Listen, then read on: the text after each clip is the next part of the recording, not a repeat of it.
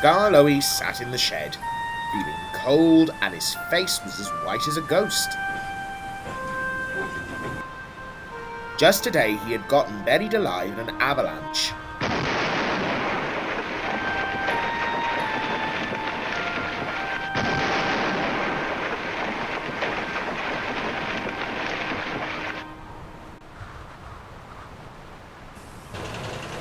Rusty and the workmen had managed to dig him out, but the effect had left Skarloey feeling very shaken.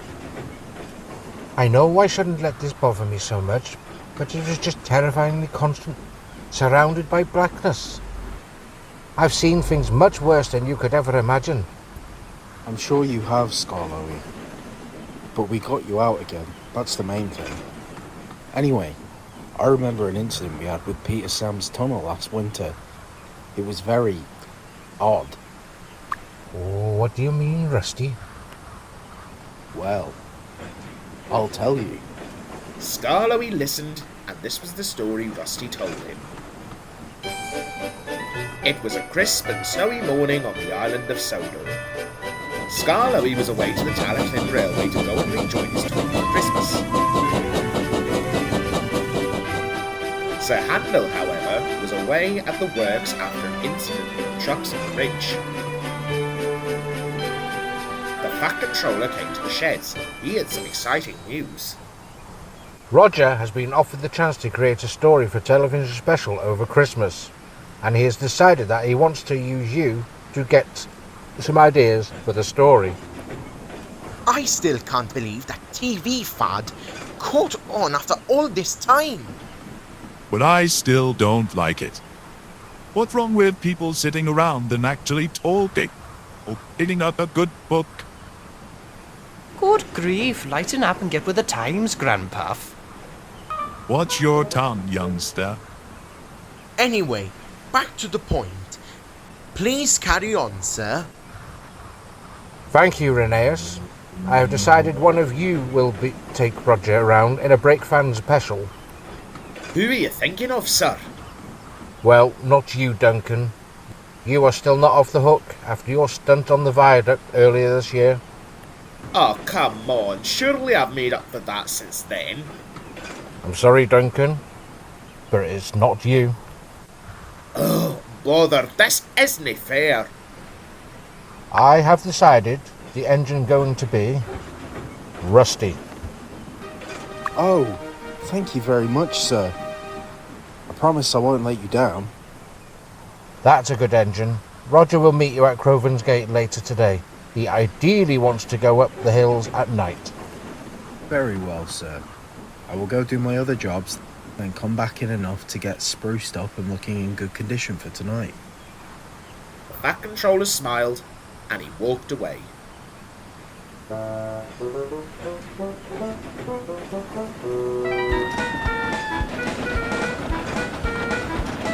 Later, Duncan was grumpily shunting coal trucks into the yards when James shunted in. Oh, it's the Grinch. What are you in such a bad mood for? Rusty, that's what. Duncan, I warned you about diesels before and you didn't listen to me, so... No, it's not that. And anyway, I do not think that way towards Rusty. I never have. It's because he's getting to pull a special train, and I'm stuck on shunting duties with old Crankpuff Duke. I heard that. Listen, Duncan. I may have an idea that can help you. I've tried this before and it worked. Ah, no. The last time any of us listened to you big engines, it resulted in Peter Sam getting badly injured. No, honestly. This idea is a surefire win. Duncan tentatively listened, and the two engines then came with a devious smirk on their faces.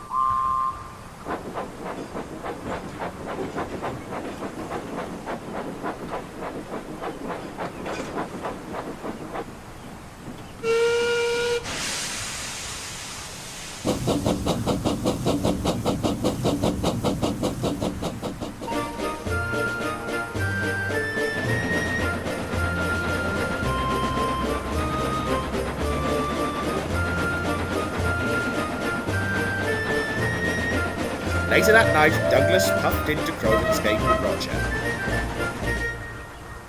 Evening, Rusty. How are you? Cold, but excited. I must say, I can't get used to you and Donald in that blue coat. Ach, I know. I took the others by surprise at first, but personally, I think it's nice. However, I think we'll just keep this for the festive period. Oh well, I do love the snow. It makes the hills look very magical, especially at night. Well, you'd better be careful, Wayne. The snow is going to get quite heavy tonight. And bear in mind we already lost one diesel over a cliff. Let's no have two.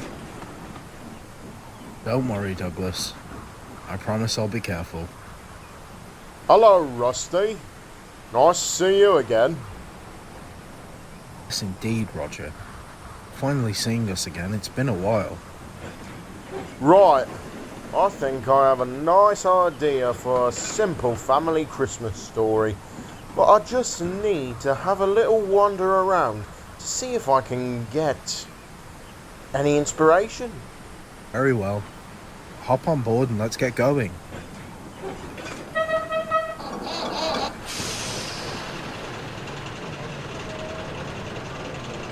Rusty trudged carefully up the line. But he was nervous. I think Douglas was right. This snow is horrendous. Brave heart, Rusty. You are doing well.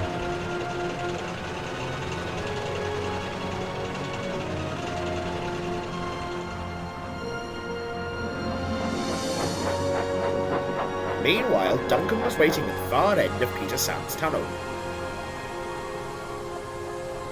If James is right, Rusty should be coming along any minute now. I still can't believe you talked me into this, Duncan. Ach, don't worry, driver. You look the part. I'll show Rusty who really deserved to take this special.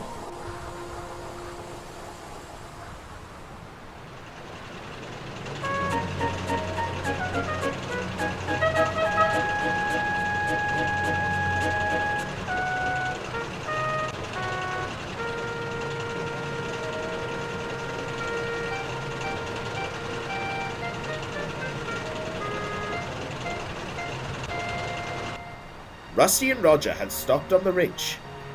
Rodger had stopped to take some photographs. But Rusty was looking scared. Everything all right, Rusty? You've gone very quiet. Nah, I'm just being silly, Rodger. Oh, come on. Tell me, what's wrong?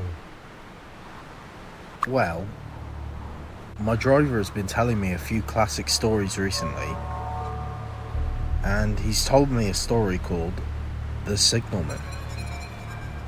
Oh, I know that one. We had to read it in school. Terrified me back then. I don't know, but being here reminds me of the end of the story. Funnily enough, I actually have the book on. I was taking it to my sister to study for her course tomorrow. This part is my favourite now, but this was the part that scared me when I was a lot younger. Oh, how did this happen? How did this happen? I asked, turning from one to another as the hut closed in again. He was cut down by an engine, sir. No man in England knew his work better, but somehow he was not clear of the outer rail. It was just a broad day. He had struck the light and had the lamp in his hand. Suddenly, a low moaning sound came from the tunnel.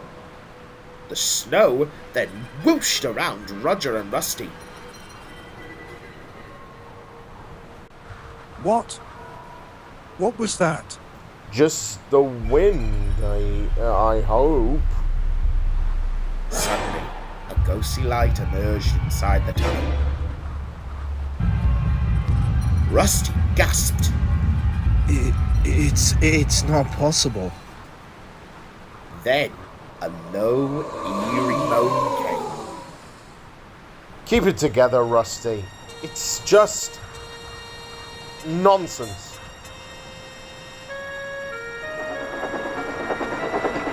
Stop! Please! Stop!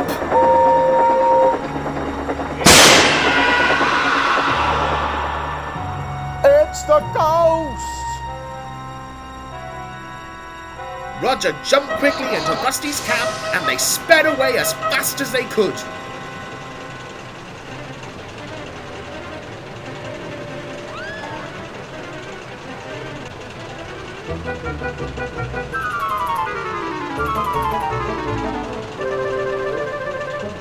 Suddenly, Rusty came to a sharp bend in the track.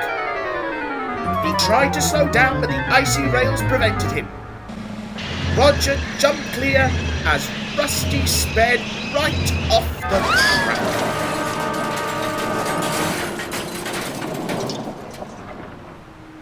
Luckily, no one was hurt.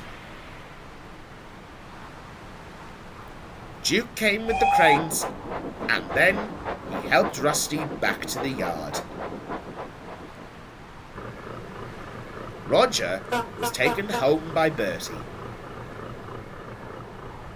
When Rusty and Duke returned to the yards, the Fat Controller arrived aboard James.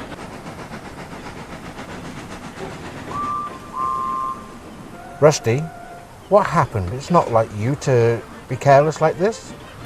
I'm sorry, sir, but we heard something near Peter Sam's tunnel. Like this strange voice. It was definitely the creature from the signalman. Oh, that was priceless!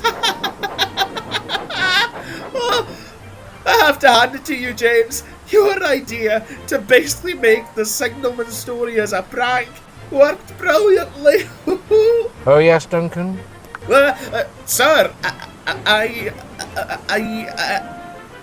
Duncan, I would like a word with you. James tried to slowly puff away. You too, James. I think you both have some explaining to do.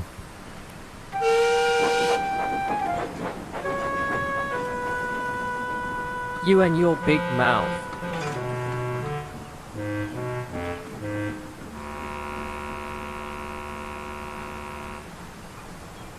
The next morning, Sir Handel returned from the works.